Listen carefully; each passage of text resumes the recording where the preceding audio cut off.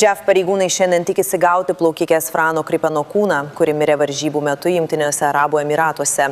Įsivaizduokite, kaip saulės karštis degina jūsų odą, kai neri į žėrinčius vandenis. Tavo raumenys lengvai skrodžia bangas slysti vandenynu. Jauti, kaip vanduo spaudžia tave, pažįstamas druskos, vėjo ir bangų glėbys. Tačiau tada, su kiekvienu mostu, deganti saulė atima tavo energiją, o voniškai šiltas vanduo nesuteikia jokio palengvėjimo. Tavo raumenys pradeda silpti, bet tu veržiesi pirmyn, atsisakydamas pasiduoti. Migla tirštėja, kol beveik nebegali žiūrėti tavo kelią žyminčių plūdurų.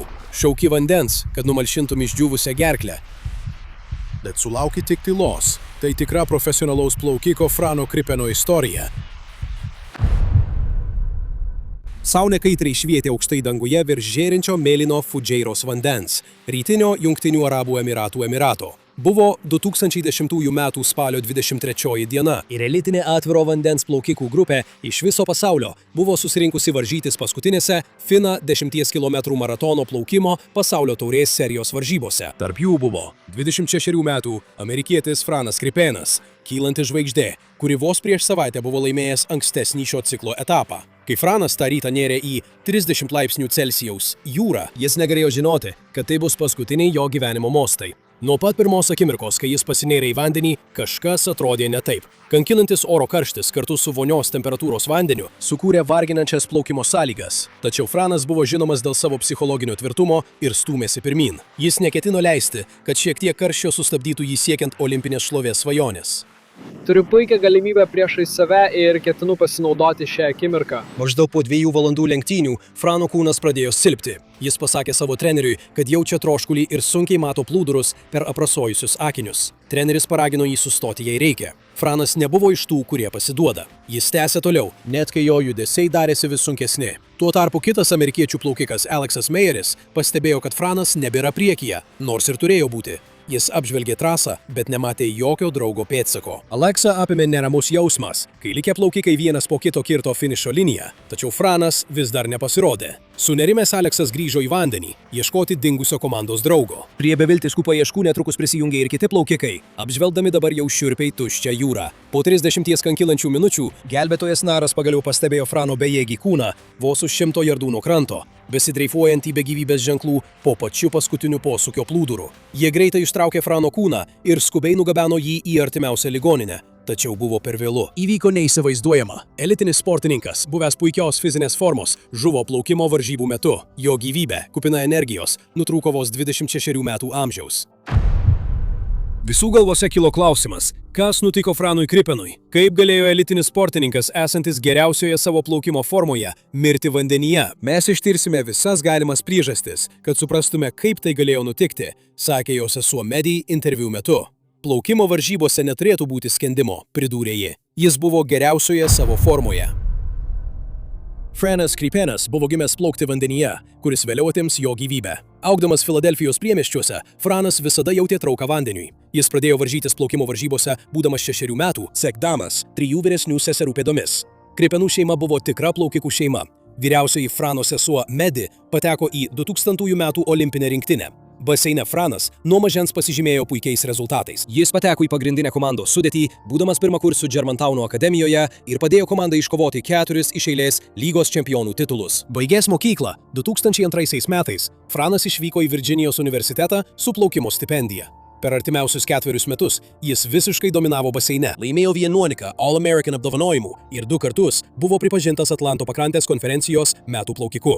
Baigęs universitetą, Franas nusitaikė į tarptautinės varžybas. Jis pelnė medalių Panamerikos žaidynėse, pasaulio čempionatuose ir Pan Pacificos čempionatuose varginančioje 10 km atviro vandens rungtyje.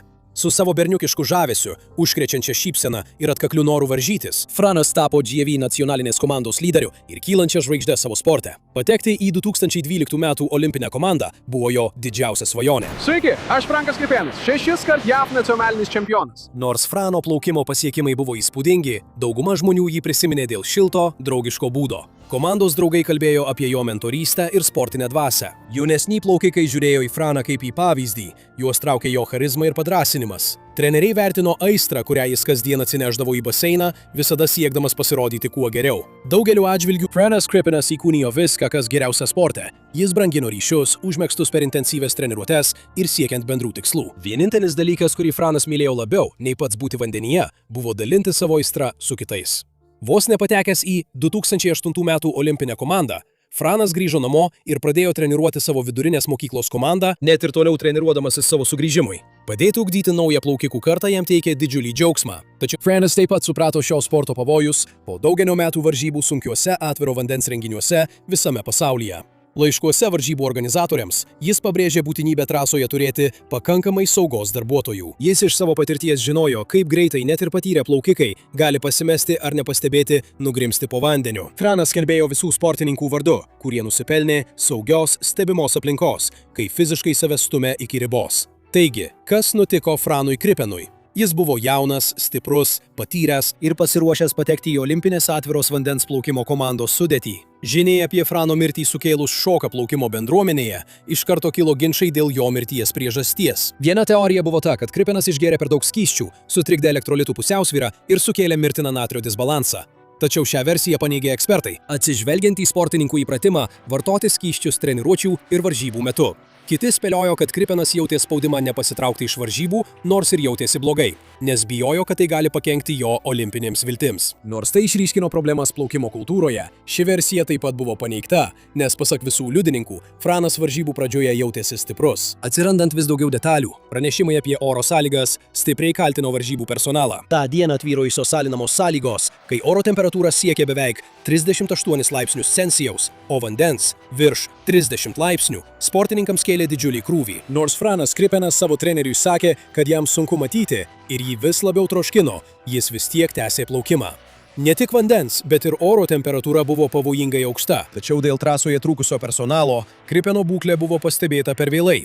Sportininkai patys turėjo stebėti save ir kitus dalyvius. Kristen Jennings, kita amerikiečių plaukikė dalyvavusi varžybose, taip pat patyrė komplikacijų ir nebuvo patenkinta tą dieną buvusiomis sąlygomis.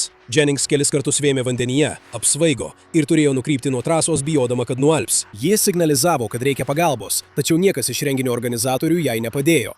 Jai teko kovoti, kad užbaigtų lenktynes. Tai buvo katastrofa, sakė Jennings laikraščiui The Washington Post. Aš kelias minutės plūduriuoju ant nugaros ir galvoju, kodėl niekas manęs neprižiūri. Tiek JATF plaukimo federacijos, tiek FINA tyrimai parodė, kad nepakankamos lenktynių organizatorių atsargumo priemonės buvo prisidedantys veiksniai. Tarptautinė plaukimo federacija, įkurta 1908 metais, yra tarptautinė plaukimo renginių valdymo organizacija. Tuo metu FINA neturėjo viršutinės vandens temperatūros ribos atviro vandens varžybose. Nei oro temperatūra, nei bendri oro ir vandens rodikliai taip pat nebuvo vertinami prieš pradedant varžybas. Vandens temperatūra buvo beveik 6 laipsniais aukštesnė už FINA rekomenduojamą ribą, o oro temperatūra artėjo prie 100 laipsnių pagal Fahrenheitą.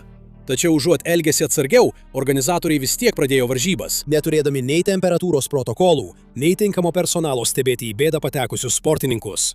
Toje pačioje varžybose, kuriuose žuvo Franas Kripenas, dar 3 plaukikai buvo paguldyti į ligoninę. FINA prezidentas Dr. Julius Maglione sakė, kad tai buvo pirmoji mirtis bet kuriame FINA renginyje. Po Kripeno mirties FINA paskelbtoje ataskaitoje buvo raginama atnaujinti atviro vandens plaukimo saugumo taisyklės. Ataskaitoje padaryta išvada, kad Kripenas galėjo mirti dėl širdies anomalijos, nekontroliuojamos fizinio krūvio sukeltos astmos ir nepalankių varžybų aplinkos sąlygų. Tačiau kai kurie manė, kad taip kaltė buvo perkelta nuo pavojingų sąlygų ir tą dieną trūkusių saugumo priemonių. Ar Franas būtų patyręs širdies ar plaučių problemų vandenyje, jei nebūtų plaukęs tokiomis baisiomis sąlygomis? Kur buvo saugos komanda, kuri nesuprato, kad jis dingo, kol jo kūnas nebuvo rastas tik po 2 valandų nuo varžybų pabaigos? Deja, Franas anksčiau ragino imtis didesnių atsargumo priemonių, tačiau valdžios atstovai jo neišgirdo ir tai kainavo jam gyvybę. Akimirksniu Kripenų šeima neteko mylimo sūnaus ir brolio. Freno šviesa buvo užgesinta beprasmiškai dėl kitų aplaidumo. Savo didelėme liūdesyje Kripenų šeima suprato, kad jų pareiga pasirūpinti, jog ne viena kita šeima nepatirtų tokios išvengiamos netekties. Jie įkūrė fondą Fran Crippen Elevation Foundation, kurios tikslas – gerinti sportininkų saugumą ir teikė stipendijas plaukikams, kurie įkūnijo Freno dvasią. Nors niekas negalėjo užpildyti Freno paliktos tuštumos, Krippenų šeima rado šiokį tokį paguodos jausmą, žinodama, kad jo palikimas gyvuos per tuos, kuriuos jis įkvėpė. Germantown akademijoje jo gimtojo miesto baseinas buvo pervadintas Freno garbei, tai tapo nuolatiniu jo aistros sportui įamžinimu.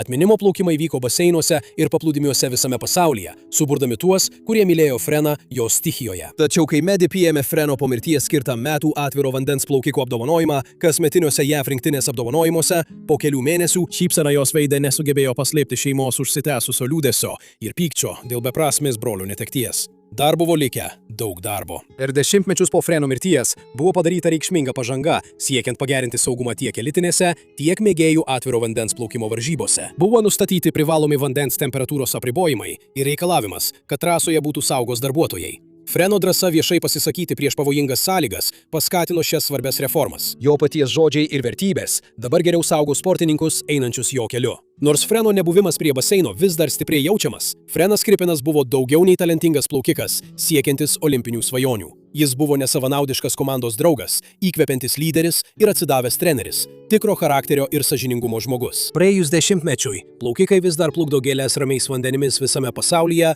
Freno garbei kiekvienų metų spalio 23-ąją, minėdami dieną, kai sportas neteko vienos ryškiausių savo žvaigždžių. Žiedai ramiai plūduriuoja vandens paviršiuje kaip iškilminga duoklė, kol pradeda skęsti.